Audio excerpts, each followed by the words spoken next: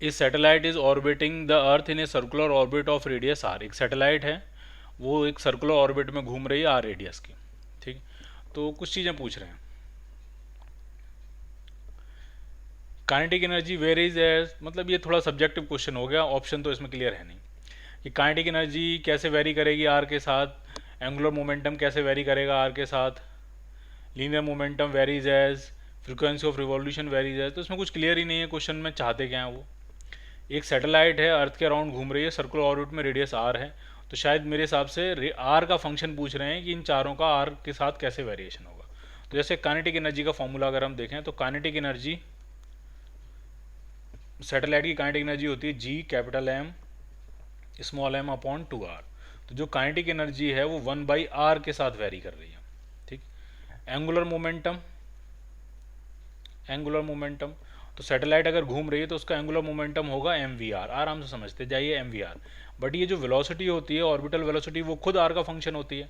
ठीक, और वो खुद क्या होती है, तो वो होती है √gm/r इंटू आर। तो ये जो एंगुलर मोमेंटम आया वो आर की पावर 1/2 के प्रोपोर्शनल आया।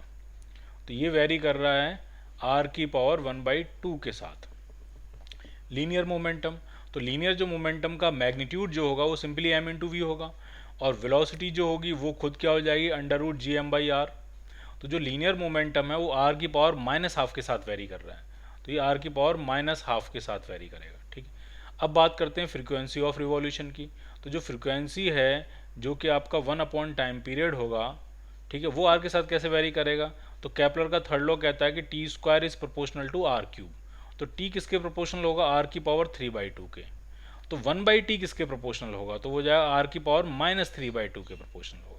तो फ्रीक्वेंसी आर के साथ कैसे वेरी करेगी, तो आर की पावर -3/2 के साथ वेरी करेगी। ठीक है, तो इसमें क्वेश्चन क्लियर नहीं था कि ऑप्शन क्या है, तो मैंने इसको सब्जेक्टिव बना दिया कि काइनेटिक एनर्जी आर के साथ कैसे वेरी करेगी। हमने kinetic energy, angular momentum, linear momentum, frequency वगैरह, टाइम पीरियड सब कुछ फाइंड कर दिया कि आर का वेरिएशन क्या होगा इन सब के साथ। ठीक,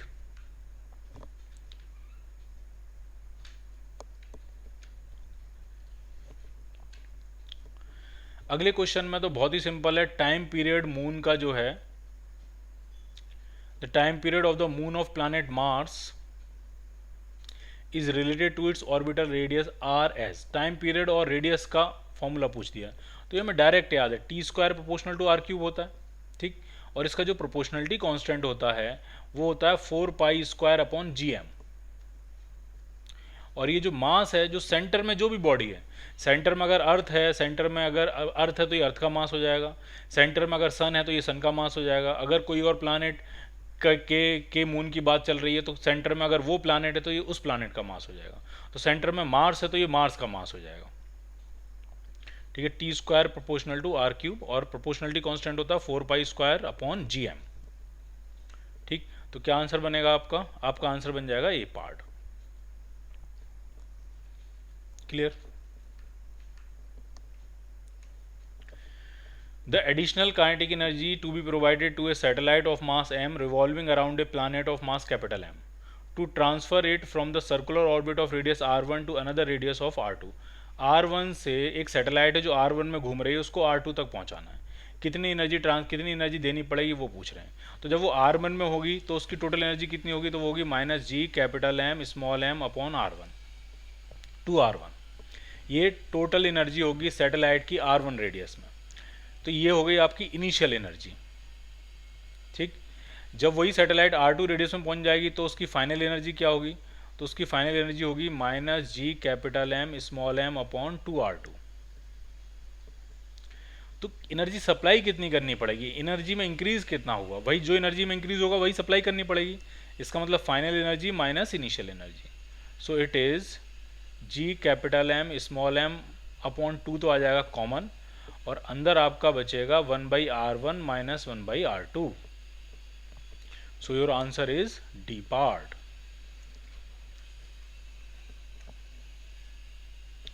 इस satellite of mass m orbits the earth at a height h above the surface of the earth. एक सैटेलाइट है, उसका मास m है और वो अर्थ से h हाइट पे ऑर्बिट कर रही है। How much energy must be expended to rocket the satellite out of earth gravitational influence. वो पूछ रहे हैं कितनी एनर्जी दें ताकि वो सैटेलाइट जो है वो एस्केप कर जाए। तो हमें पता है सैटेलाइट के पास जितनी काइनेटिक एनर्जी होती है वही उसकी बाइंडिंग एनर्जी होती है, यानी जितनी काइनेटिक एनर्जी होती है उतनी एनर्जी अगर आप उसको और दे दोगे वो एस्केप कर जाएगा। तो सैटेलाइट की काइनेटिक एनर्जी क्या होती है, तो वो होती है G capital M small M upon 2r, ये सैटेलाइट की काइनेटिक एनर्जी होती है।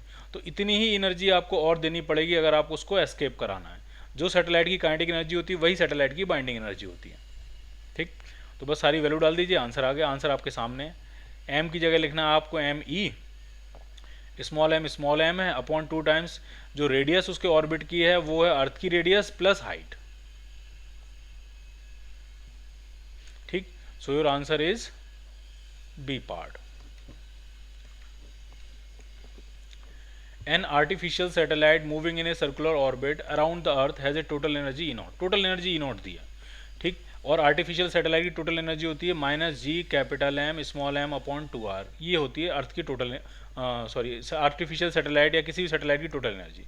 और ये वैल्यू आपको दी हुई है, इसको उन्होंने कहा है कि ये इसको हम मानेंगे E naught। तो आपसे पोटेंशियल एनर्जी पूछ रहे हैं। ठीक, पोटेंशियल एनर्जी कितनी होती है, तो पोटेंशियल एनर्जी होगी minus G capital M small M upon R. तो ये पूछ रहे हैं ये क्या होगा फिर, तो 2 से इधर मल्टीप्लाई कर दे रहे हैं तो ये 2 ई नॉट हो जाएगा। So your answer is C part.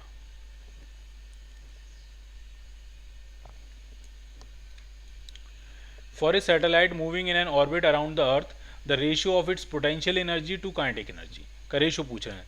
तो एक तो नेगेटिव आएगा क्योंकि पोटेंशियल एनर्जी नेगेटिव होती है, काइनेटिक एनर्जी पॉजिटिव होती है। तो पोटेंशियल एनर्जी होती है minus G capital M small M upon r, और काइनेटिक एनर्जी होती है G capital M small M upon 2r। तो ये रेशियो पूछ रहे हैं, तो ये रेशियो आपका हो गया -2। सो your answer is D part.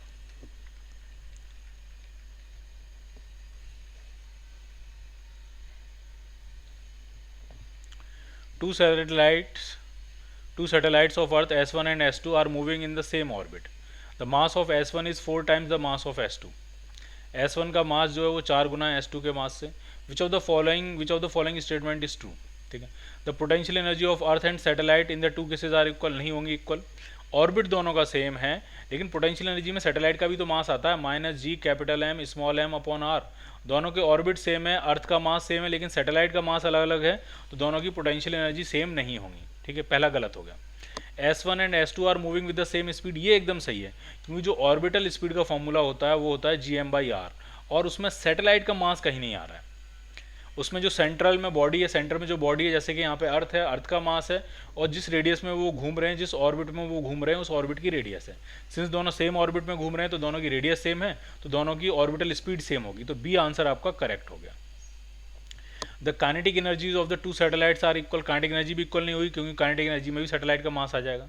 The time period of S1 is 4 times that of S2, बिल्कुल गलत है। जब दोनों की ऑर्बिट सेम है, दोनों की रेडियस सेम है, तो दोनों का टाइम पीरियड भी सेम होगा। Clear? So your answer is B part. एक जियो स्टेशनरी सैटेलाइट है, the orbit of geostationary satellite is circular, the time period of satellite depends upon. Orbit geostationary satellite है, circular orbit कह रहे हैं, time period के बारे में बात कर रहे हैं। तो टाइम पीरियड सैटेलाइट के मास पे डिपेंड नहीं करता है, अर्थ के मास पे डिपेंड करेगा, रेडियस पे डिपेंड करेगा, और रेडियस पे अगर डिपेंड कर रहा है तो हाइट पे भी डिपेंड करेगा, क्योंकि हाइट और रेडियस आपस में कनेक्ट हो जाएंगे। अर्थ की रेडियस प्लस हाइट जब आप ऐड करोगे तभी तो ऑर्बिट की रेडियस आएगी। ठीक, तो टाइम पीरियड का जो फॉर्मूला होता है T square is equal to 4 pi square upon GM into R cube. ठीक, जियो स्टेशनरी क्यों कह रहे हैं क्लियर नहीं है, क्योंकि अगर जियो स्टेशनरी कह रहे हैं तो जियो स्टेशनरी का तो एक फिक्स टाइम पीरियड होता है, तो उसकी रेडियस भी फिक्स होती है, ऑर्बिट की रेडियस भी फिक्स होती है। तो इन जनरल हम सैटेलाइट के टाइम पीरियड की बात कर रहे हैं, तो वो किस किस बात पर डिपेंड करेगा, वो डिपेंड करेगा सेंटर में मास कौन सा है, सेंट्रल मास कौन सा है, अर्थ है तो अर्थ के मास पर डिपेंड करेगा, और ऑर्बिट का रेडियस क्या है, जो ऑर्बिट का रेडियस होगा उस पर, और सेंटर में मास क्या उस पर, इन दो चीज़ों पर सैटेलाइट का मास, सैटेलाइट का टाइम पीरियड डिपेंड करेगा। ठीक, तो मास ऑफ द सैटेलाइट ये आंसर में नहीं आएगा, सो your answer will be D part.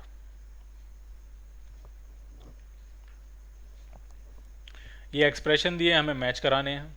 ठीक है, ई क्या है, टोटल एनर्जी, टोटल एनर्जी होती है -GMM/2r, तो ई जो है वो एस से मैच कर जाएगा। ठीक। U है पोटेंशियल एनर्जी होती है minus G M M by R, तो U जो है यानी सेकंड वाला R से मैच कर जाए। काइनेटिक एनर्जी होती है G M M by two R, और बाइंडिंग एनर्जी भी सेम होती है। अब तो ये दोनों ऑप्शन सेम है, तो ये कोई भी किसी से मैच कर सकता है, कोई भी किसी से मैच कर सकता है, क्योंकि दोनों ऑप्शन ही क्या है, सेम है। तो देखते हैं क्या आंसर मैच करने वाला। फर्स्ट जो है वो मैच करना चाहिए एस से, तो फर्स्ट एस से मैच करने वाला एक ही है, तो वही आंसर बन जाएगा। सेकंड किससे मैच करना चाहिए, आर से, सेकंड आर से। और थर्ड और फोर्थ में से कोई भी पी से मैच कर सकता है, कोई भी क्यू से मैच कर सकता है, क्योंकि काइनेटिक एनर्जी और बाइंडिंग एनर्जी सैटेलाइट की दोनों सेम होती है।